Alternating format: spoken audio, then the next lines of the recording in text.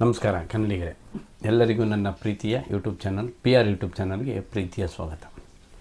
ನಾನು ನಿನ್ನೆವರೆಗೂ ಈ ಸಂಘ ಎಲ್ಲಿವರೆಗೂ ಚುನಾವಣೆಗೆ ಬಂತು, ಚುನಾವಣೆ ನಿಲ್ಲುವ ಸಮಯಕ್ಕೆ ಬಂತು. ಸಂಘ ಟಿ ವೆಂಕಟೇಶ್ವರ ಅಭ್ಯರ್ಥಿಯಾಗಿ ಅಖಿಲ ಕರ್ನಾಟಕ ಡಾಕ್ಟರ್ ರಾಜ್ಕುಮಾರ್ ಅಭಿಮಾನಿಗಳ ಸಂಘದ ಪ್ರೋತ್ಸಾಹದೊಂದಿಗೆ ಚುನಾವಣೆ ನಿಲ್ಲುವ ಸಮಯಕ್ಕೆ ಬಂತು. ಮುಂದಕ್ಕೆ ಏನೇನು ಮಾಡಿದ್ರು, ಚುನಾವಣೆ ಏನೇನು ಆಯಿತು, ಇದ್ರ ಬಗ್ಗೆ ಎಲ್ಲ ಇವಾಗ ಮಾಹಿತಿ ನಾನು ಕೊಡ್ತೀನಿ. ಮಲ್ಲೇಶ್ವರದ 4ನೇ ಅಡ್ಡರಸ್ತೆ, ಮಲ್ಲೇಶ್ವರದ 4ನೇ ಕ್ರಾಸಲ್ಲಿ ಸಂಘದ ಕಚೇರಿನ ಆರಂಭಿಸಿದ್ರು. ಒಂದು ಚಿಕ್ಕ ರೂಮಲ್ಲಿ ಸಂಘದ ಕಚೇರಿ ಆರಂಭಿಸಿದ್ರು. ಸಂಘದ ಕಚೇರಿ ಆರಂಭಿಸಿ ಟಿ ವೆಂಕಟೇಶ್ವರ ಪಕ್ಷೇತರ ಅಭ್ಯರ್ಥಿಯಾಗಿ ಅಲ್ಲಿಂದ ಪ್ರಚಾರ ಸ್ಟಾರ್ಟ್ ಆಯಿತು. ನಿಮಗೆ ಸಂಘದ ಕಚೇರಿ ಆರಂಭ ಆಯಿತು ಅಂದ ತಕ್ಷಣವೇ ಬೆಂಗಳೂರಲ್ಲಿದ್ದಂಥ ಅಗಾಧ ಅಭಿಮಾನಿಗಳ ಬಳಗ, ಇಡೀ ರಾಜ್ಯಾದ್ಯಂತ ಇದ್ದಂಥ ಅಣ್ಣವರ ಅಪ್ಪಟ ಅಭಿಮಾನಿಗಳು ಬೆಂಗಳೂರು ಬರೋಕ್ಕೆ ಸ್ಟಾರ್ಟ್ ಮಾಡಿಬಿಟ್ರು. ಗೋವಿಂದಣ್ಣನ ಹತ್ರ ಬಂದು, ಅಣ್ಣ ನಿಮ್ಗೇನು ಬೇಕು ಹೇಳಿ, ನಾವು ಮಾಡ್ತೀವಿ. ಅಣ್ಣ ಯಾವ ಕೆಲಸ ಮಾಡಬೇಕು ಹೇಳಿ, ನಿಮಗೆ ನಾನು ಕೊಡ್ತೀವಿ. ನಿಮ್ಗೆ ಯಾವ ಥರ ಪ್ರಚಾರ ಬೇಕು ಹೇಳಿ, ನಾವು ಮಾಡ್ತೀವಣ್ಣ, ನಾವು ಮಾಡ್ತೀವಿ ಅಂತ ಪ್ರತಿಯೊಬ್ಬರೂ ಸಹ ಅಭಿಮಾನಿಗಳು ಮುಗಿಲು ಬಿದ್ದರು ಗೋವಿಂದಣ್ಣನಿಗೆ. ಯಾವ ಥರ ಪ್ರಚಾರ ಮಾಡಬೇಕು, ಯಾವ ಥರ ಇದು ಮಾಡಬೇಕು ಅನ್ನೋದು ಗೋವಿಂದಣ್ಣನಿಗೆ ಎಲ್ಲ ಒಬ್ಬರ ಮೇಲೆ ಒಬ್ಬರು ದಿನ ಒಬ್ಬೊಬ್ರು ಬರೋರು. ಒಂದೊಂದು ಸಂಘಟನೆಗಳು ದಿನ ಬಂದು ಯಾವ ಥರ ಮಾಡಬೇಕು, ಏನು ಮಾಡಬೇಕಣ್ಣ, ನೀವೇನು ಮಾಡಬೇಡಿ ಅಣ್ಣ, ನೀವು ಕೂತ್ಕೊಳ್ಳಿ, ನಾವೆಲ್ಲ ಕೆಲಸ ಮಾಡ್ತೀವಿ ಅನ್ನೋ ಒಂದು ರೇಂಜಿಗೆ ಬಂದಿದ್ದರು. ಗೋವಿಂದಣ್ಣ ಇಲ್ಲ, ಎಲ್ಲ ಕೆಲಸ ನಡೀತಾ ಇದೆ ಸುಸೂತ್ರವಾಗಿ, ನೋಡೋಣ, ನಮ್ಮ ದೇವ್ರ ಶಕ್ತಿ, ನಮಗೆ ಅಣ್ಣವರ ಆಶೀರ್ವಾದ ಇದೆ, ನಾವು ಗೆದ್ದೇ ಗೆಲ್ತೀವಿ ಚುನಾವಣೆಯಲ್ಲಿ ಅಂತೇಳ್ಬಿಟ್ಟು ಗೋವಿಂದಣ್ಣ ಕಚೇರಿ ಆರಂಭವಾಯಿತು. ಪ್ರಚಾರನೂ ಅಲ್ಲಿಂದ ಸ್ಟಾರ್ಟ್ ಆಯಿತು. ಈ ಪ್ರಚಾರದ ಮೇಲ್ವಿಚಾರಕರಾಗಿ CK ರಾಮೇಗೌಡರವರು ಅಧ್ಯಕ್ಷರಾಗಿದ್ದರು. ಪ್ರಚಾರದ ಸಮಿತಿಯ ಅಧ್ಯಕ್ಷರಾಗಿ CK ರಾಮೇಗೌಡರು ಇದ್ದರು.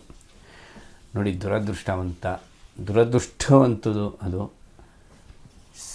CK ರಾಮೇಗೌಡರು ಈ ಪ್ರಚಾರದ ಅಧ್ಯಕ್ಷರಾದರು.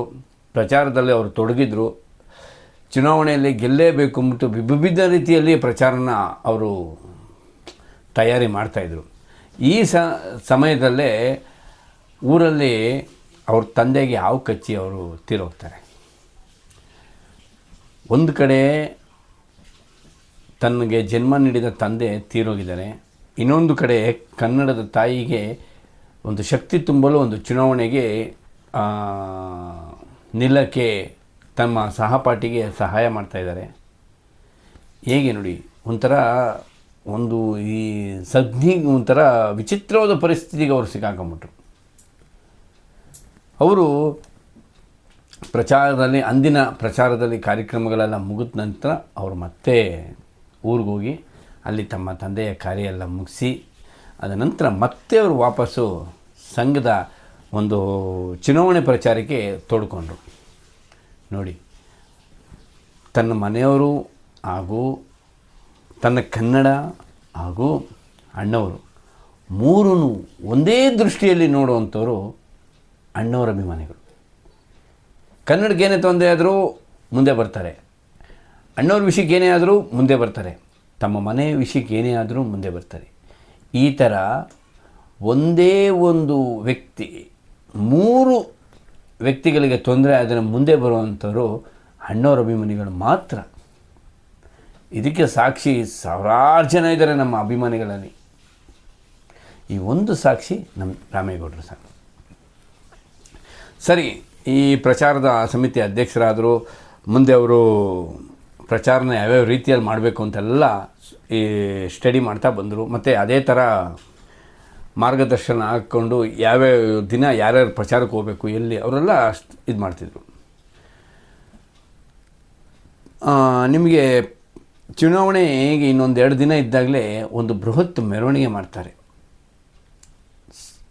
ಗೋವಿಂದಣ್ಣವರು ಅವರ ನೇತೃತ್ವದಲ್ಲಿ ಅಖಿಲ ಕರ್ನಾಟಕ ಡಾಕ್ಟರ್ ರಾಜ್ಕುಮಾರ್ ಅಭಿಮಾನಿಗಳ ಸಂಘದ ವತಿಯಿಂದ ಒಂದು ಬೃಹತ್ ಮೆರವಣಿಗೆ ಮಲ್ಲೇಶ್ವರಂ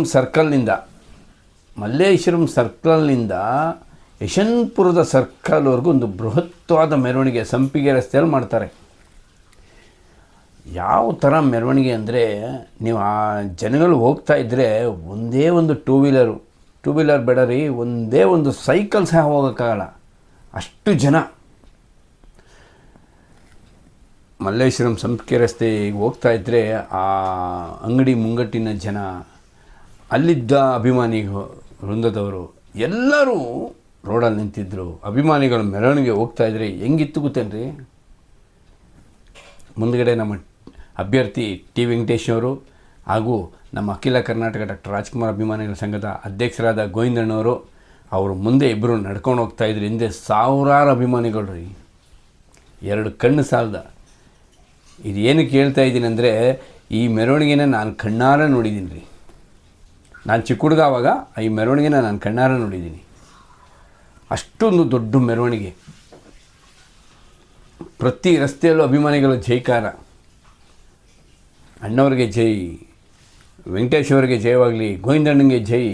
ಏನು ಪ್ರತಿ ಕೂಗು, ಪ್ರತಿ ಕನ್ನಡದ ಕೂಗು, ಜೈ ಕರ್ನಾಟಕ ಮಾತೆ, ತಾಯಿ ಭುವನೇಶ್ವರಿಗೆ ಜೈ.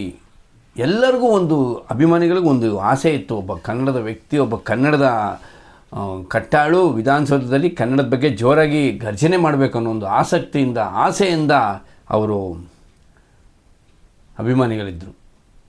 ಸರಿ, ಮೆರವಣಿಗೆ ಯಶವಂತಪುರ ಸರ್ಕಲ್ ಆಯಿತು.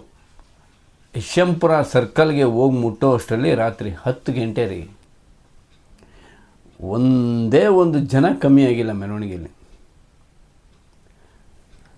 ಮಲ್ಲೇಶ್ವರಂ ಸರ್ಕಲ್ನಿಂದ ಯಶವಂತಪುರದ ಸರ್ಕಲ್ವರೆಗೂ ಮೆರವಣಿಗೆ ಹೋಗೋ ಅಷ್ಟರಲ್ಲಿ ರಾತ್ರಿ 10 ಗಂಟೆ, ಮಧ್ಯಾಹ್ನ ಸ್ಟಾರ್ಟ್ ಆಗಿದ್ದು ಮೆರವಣಿಗೆ 10 ಗಂಟೆ ಆಯಿತು ರಾತ್ರಿ.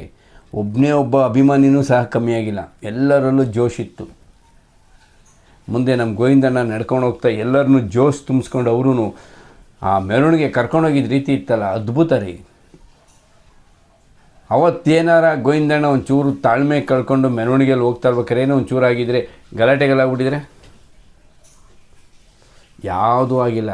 ಎಲ್ಲ ಅಭಿಮಾನಿಗಳನ್ನು ಗೋವಿಂದಣ್ಣ ಒಂದು ಸಮಯ ಪ್ರಜ್ಞೆಯಿಂದ ಮೆರವಣಿಗೆನ ಸುಸೂತ್ರವಾಗಿ ಕರ್ಕೊಂಡೋದ್ರು, ಎಲ್ಲ ಕಡೆ ಪ್ರಚಾರ ಮಾಡಿಕೊಂಡು. ನಮಗೆ ಕನ್ನಡದ ಒಂದು ಕೂಗಿಗೆ ಒಂದು ಶಕ್ತಿ ಬೇಕು, ನಮ್ಗೆ ಓಟ್ ಹಾಕಿ ಅಂತಬಿಟ್ಟು ಮೆರವಣಿಗೆ ಯಶವಂತಪುರ ಸರ್ಕಲ್ ಮುಡ್ತು. ಅಲ್ಲಿಗೆ ಆವತ್ತಿನ ಕಾರ್ಯಕ್ರಮ ಮುಗೀತು. ನಂತರ ಮಾರನೇ ದಿನ ಹಾಗೆ ಸಂಘದ ಚಟುವಟಿಕೆಗಳು ಮತ್ತು ಪ್ರಚಾರ ಕಾರ್ಯ ನಡೀತಾ ಬಂತು. ಇನ್ನು ಎಲೆಕ್ಷನ್ ದಿನ ಎಲೆಕ್ಷನ್ ಆರಂಭವಾಯಿತು. ಮಲ್ಲೇಶ್ವರದ ಪ್ರತಿ ಒಂದು ಬೂತ್ಗಳಲ್ಲೂ ಅದ್ಭುತಪೂರ್ವವಾದಂಥ ಒಂದು ಚುನಾವಣೆ ಆರಂಭವಾಯಿತು. ಎಲ್ಲ ಕಡೆ ಕಟ್ಟುನಿಟ್ಟುಗಳು. ಪ್ರತಿ ಬೂತಿನ ಹೊರಗಡೆ ಅಣ್ಣವರ ಅಭಿಮಾನಿಗಳು ಕೂತು ಕನ್ನಡದ ಒಂದು ಶಕ್ತಿಗೆ ನಮಗೆ ಮತ ಕೊಡಿ, ಆನೆ ಗುರುತಿಗೆ ಮತ ಕೊಡಿ ಅಂತ ಪ್ರತಿಯೊಬ್ಬ ಬರೋರಿಗೂ ಅಭಿಮಾನಿಗಳು ಪ್ರಚಾರ ಮಾಡ್ತಾಯಿದ್ರು. ಸರಿ, ಮಲ್ಲೇಶ್ವರದಲ್ಲಿ ಚುನಾವಣೆ ಆರಂಭವಾಯಿತು. ಎಲ್ಲ ಕಡೆ ಸುಸೂತ್ರವಾಗಿ ನಡೀತಾ ಬಂತು. ಪೈಪ್ಲೈನ್ನ ಒಂದು